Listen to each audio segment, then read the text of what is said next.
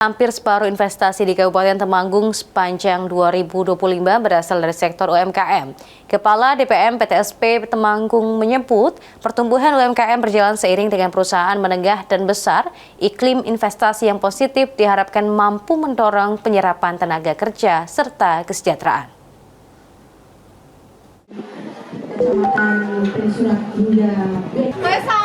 Pemerintah Kabupaten Temanggung, Jawa Tengah optimistis target investasi tahun 2025 mencapai sebanyak 2,2 triliun dapat tercapai. Selain melakukan forum bisnis, investasi, promosi potensi dan peluang investasi para investor dari luar daerah, Pemkab Temanggung turut memberikan banyak kemudahan, mulai dari perizinan hingga penyediaan lokasi yang strategis untuk usaha. Kepala Dinas Penanaman Modal dan Pelayanan Terpadu Satu Pintu DPM PTSP Temanggung Dwi Sukarmei, Sabtu 23 Agustus mengatakan, hingga bulan Agustus ini investasi yang sudah masuk ke Temanggung sebanyak 1,7 triliun. Jumlah tersebut disumbang dari dua sektor besar, yakni sektor usaha mikro dan kecil, serta perusahaan menengah dan besar seperti pabrik garmen, kayu lapis, perhotelan, dan pabrik sepatu.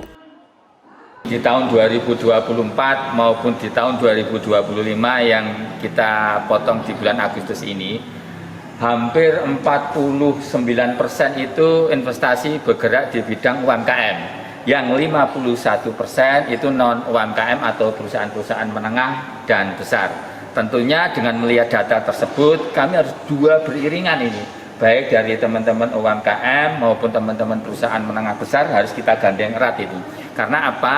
Data-data tersebut menunjukkan bahwasannya UMKM di Kabupaten Temanggung juga tumbuh dengan sangat bagus.